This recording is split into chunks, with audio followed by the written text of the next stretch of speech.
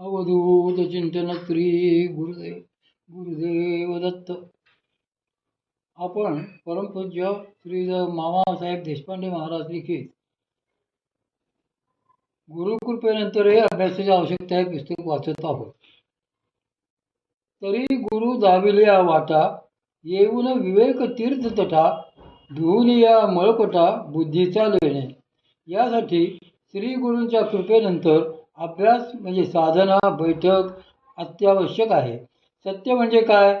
आता तिख होऊन मवाळ, जैसे जातीचे मुकुल, का तेज परी शीतळ शशांकाचे. तरी मऊपणे बुबुळे, जगडताही परी नाडळे, एरवी फोडी कोराळे पाणी जैसे. तैसे तोडावया संदेह, तीख जैसे का लोह, श्राव्यत्वे तरी माधुर्य पायी घाली. ऐको ठाता कौतुके, काना ते निघती मुखे, देशाचार विचेनी बिके, ब्रह्मही भेदी.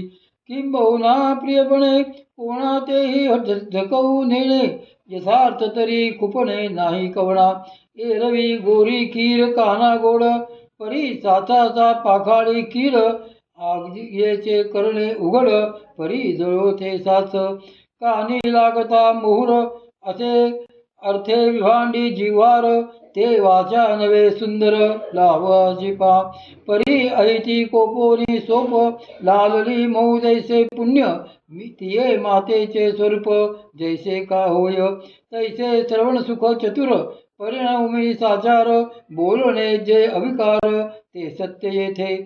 सत्य कमलाच्या कलिकेचे टोक तीक्ष्ण खरे, परंतु पाण्याबाहेर येताना जसे पाण्यास न दुखविता ते बाहेर येते, किंवा चंद्राचे चांदणे प्रकाशमान तर आहेच, परंतु त्यापासून आल्हाद मिळतो. पाणी हे किती मृदू, इतके की डोळ्यात खुपत नाही, परंतु तसे पाहिले तर मोठमोठे खडक फोडून ते बाहेर येते. त्याप्रमाणे संदेह तोडण्याकरता ज्या शब्दाचा उपयोग करायचा, ते शब्द तलवारीप्रमाणे तीक्ष्ण असले तरी ऐकत असताना गोडपणाला पायाखाली तुडवतील. असे शब्द भाषण ऐकत असता सारखे ऐकावेसे वाटते, परंतु ते सत्यभाषण ब्रह्मसाक्षात्कार करून देणारे असावे. सारांश गोड बोलणे असावे, परंतु त्यापासून कोणी मनुष्य फसला जाऊ नये, तर उलट त्यास फायदा व्हावा. तसे पाहिले असता पारध्याचे गाणे कानाला गोड लागते, परंतु त्या गोडीतच त्या बिचाऱ्या हरिणाचा अंत होतो. कानाला लागताना मधुर, परंतु परिणामी विषाप्रमाणे अनुभवास येणारे शब्द ज्या जिभेवरून येतात, ती जीभ नसून नागिनच आहे असे समजावे. एखादी आई मुलास म्हणते, बाळा उन्हात का मरतोस, सावलीत मर. असे जरी ती म्हणाली तरी त्या मर शब्दाचे जग असेल, ती म्हणत असेल असे असते. त्याप्रमाणे ज्या बोलण्याचा परिणाम मनुष्य मात्रावर उपकारक ठरेल, असे बोलणे तेच येथे सत्य होय. अस्तेय, ब्रह्मचर्य आणि अपरिग्रह. अस्तेय म्हणजे काय? तर हा यमाचा तिसरा प्रकार.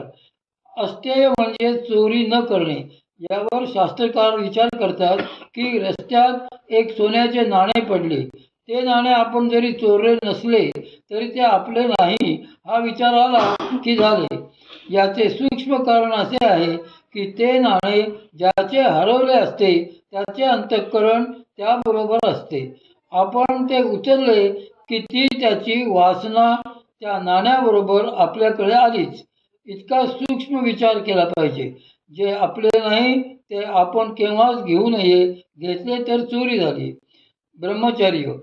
प्रत्येक मनुष्य जन्मतो तो आईच्या उदरातून. तो बाहेर येताना ज्या द्वारावाटे येतो त्या द्वाराशी पुन्हा जो स्पर्श होऊ देत नाही, तो खरा ब्रह्मचारी. परंतु सामान्य मनुष्यास ते अशक्य म्हणून त्यास लग्न करण्याचा अधिकार दिला. त्या आपल्या विवाहित स्त्रीबरोबर शास्त्राने घालून दिलेल्या नियमाने व्यवहार करणे, यालाही ब्रह्मचर्य म्हणायचे. श्री संत तुकाराम महाराज म्हणतात की पराची या नारी माऊली समान, दुसऱ्याची आई बहीण आपल्याला आई समान, यासाठी ऋषीमुनी संत महात्मे लग्न केलेले होते, परंतु त्यांची धारणा वरील उक्तीप्रमाणे स्वस्त्री सोडून सर्व स्त्रिया मातेप्रमाणे अशी होती. अपरिग्रह म्हणजे आपणापाशी गरजेशिवाय अधिक सामान न ठेवणे हा झाला वरवरचा अर्थ. खरे पाहिले तर मुख्य अहंकाराचे ओझे ठेवू नये. श्री ज्ञानेश्वर महाराज एका ओळीत सांगतात की जे अहंभावाचे ओझे मांडुनी, विकल्पाची या झुळका चुकावुनी, अनुरागाला निरुता होऊनी पाणी डाळ. ज्याच्याजवळ अहंकाराचे ओझे नाही तो खरा अपरिग्रही. वाचाच अर्थ गरजा कमी करा, अंतःकरणातल्या आतल्या तशाच बाहेरच्याही. आता 10 यमांचा विचार. आता 10 यम जे आहेत त्याचा थोडक्यात विचार करू. पहिला अहिंसा, आपल्या हातून कोणालाही कसल्याही प्रकारचे दुःख न देणे. दुसरं सत्य, ज्या भाषणाने ऐकणाऱ्याचे हित होईल म्हणजे पारमार्थिक ते. तिसरं अस्तेय, कोणाचे कसल्याच प्रकारचे धन वस्तूंचे अपहरण न करणे. 4 ब्रह्मचर्य, उपस्थेंद्रियांचा संयम करणे. 5 क्षमा, ज्यांनी आपल्यावर उपकार केले आहेत त्यांनाही आपल्या अंगी सामर्थ्य असले तरी ठार न करणे. 6 धृती, सुखाच्या अगर दुःखाच्या काळात चित्त शांत ठेवणे. 7 दया, दुसऱ्याचे दुःख यथाशक्ती दूर करणे. 8 आर्जव, मनात एक व बाहेर एक असे दांभिकतेने न वागता सरळपणाने वागणे. हाजी हाजी नव्हे. 9 मिताहार, आपणास जेवढे अन्न लागते तेवढे न खाता थोडे कमी खाणे. तसेच ज्या अन्नापासून शरीरास अपाय होतो ते आवडत असले तरी न खाणे. विशेषतः सात्विक आहार असावा. 10 शौच, आत बाहेर स्वच्छता राखणे. मनाने आणि शरीराने मोकळे आणि शुद्धतेने वागणे. तसेच आता 5 नियम कोणते ते पाहू. 1 शौच, आत बाहेर शुचिता कशी असावी यासंबंधीची श्री ज्ञानेश्वर महाराजांची ओवीच देतो. आता निर्वाळुनी कलके भरिला गाळगे पियुषे, सोन्याचा कलश व आत गंगोदक म्हणजे आत व बाहेर पवित्रपणा किती पाहिजे पहा. नाहीतर मुख में राम और बगल में छुरी म्हणून मनात भाव शुद्ध असले तरच क्रिया शुद्ध होणार.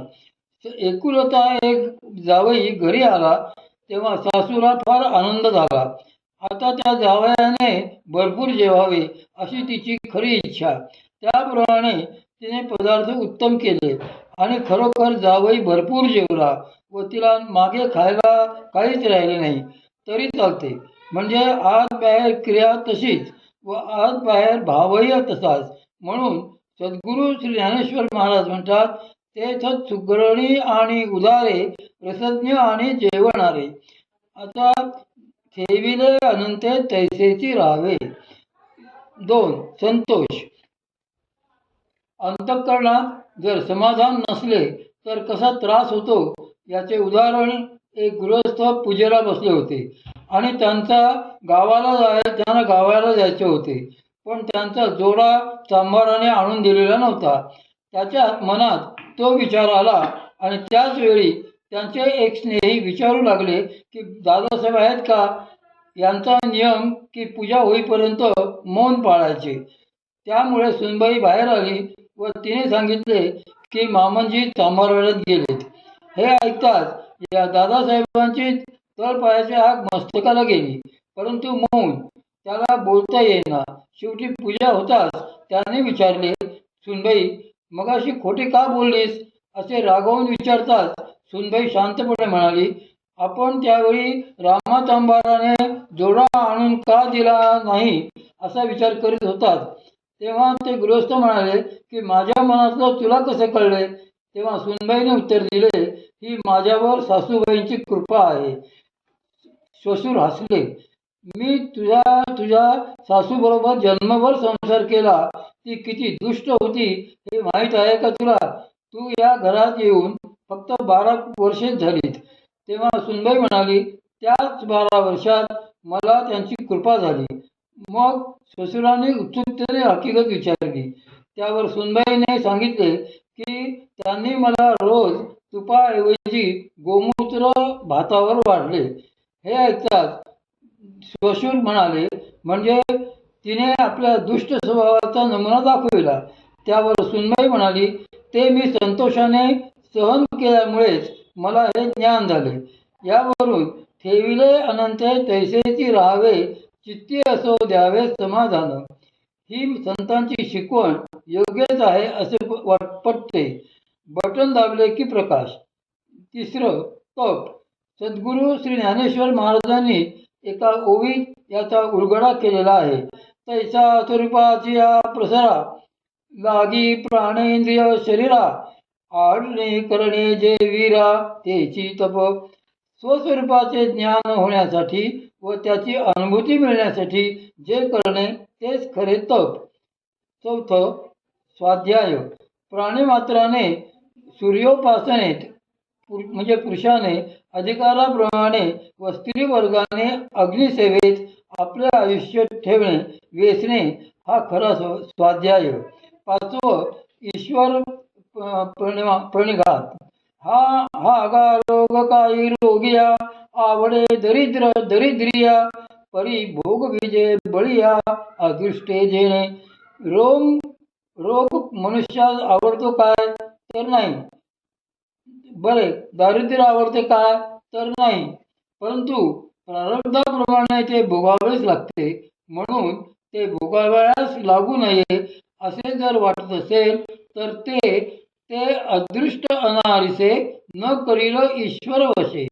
ते प्रारब्ध वेगळे करण्यासाठी ईश्वराची प्रार्थना करून त्यातून सुटका करून घेणे, यालाच ईश्वर प्रणिधान म्हणतात. पुढे, ईश्वर प्रसन्न झाल्यावर ज्याप्रमाणे इलेक्ट्रिकच्या दिव्याचे बटन दाबले की लगेच प्रकाश, तसे ईश्वर प्रसन्नेनंतर लगेच सुख समाधान. 10 नियमांचा खुलासा. आता 10 नियम कोणते ते थोडक्यात पाहू. तप. इंद्रियांना ताब्यात ठेवण्यासाठी जी कृती केली जाते त्यास तप म्हणतात. दुसरं, संतोष. आपल्या प्रारब्धाप्रमाणे न्यायाने आपणास जेवढे मिळेल त्यात समाधान मानणे. तिसरं, आस्तिक्य. धर्माविषयी श्रद्धा व अधर्माविषयी म्हणजे पापाविषयी भय वाटणे हेच आस्तिक्याचे लक्षण. त्याला श्रद्धा असेही म्हणतात. दान. धर्माने सांगितले त्याप्रमाणे योग्य व्यक्तीला अगर संस्थेला देणगी देणे व त्यापासून कीर्ती अगर मानाची अपेक्षा न करणे हे खरे दान. ईश्वर पूजन. घरात देवाची पूजा अर्चा वगैरे व्यवस्थित, परंतु सर्वांच्या अंतर्यामी असलेल्या ईश्वराबद्दल अनास्था असेल तर ती पूजा व्यर्थ. म्हणून सर्वांतर्यामी भगवान आहेत असे मानून आत व बाहेर वागणे हे ईश्वर पूजन. सिद्धांत वाक्य श्रवण.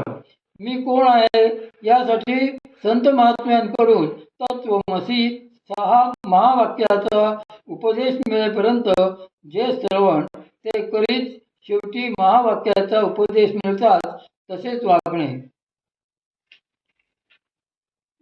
7वं, री. व्यवहारात शास्त्रज्ञाविरुद्ध वागताना, लाच-लुचपत घेताना, खोटा व्यवहार करताना लाज वाटली पाहिजे. 8वं, मती. अंतःकरणात नेहमी सत्यसंकल्प असावा. 9वं, जप. सद्गुरूंकडून मिळालेल्या अक्षरांचा त्यांनी सांगितल्याप्रमाणे रोज जप करणे विधीपूर्वक. आणि 10वं, अग्निसेवा. घरात रोज नैवेद्य वैश्वदेव झाल्याशिवाय भोजन करणे हिताचे नाही हे समजणे. अशा तऱ्हेने जगाशी वागताना व स्वतःशी वागताना यमनियमांचे पालन करणे अगत्याचे आहे. हे पालन करीत असता त्याची भगवती कुंडलिनी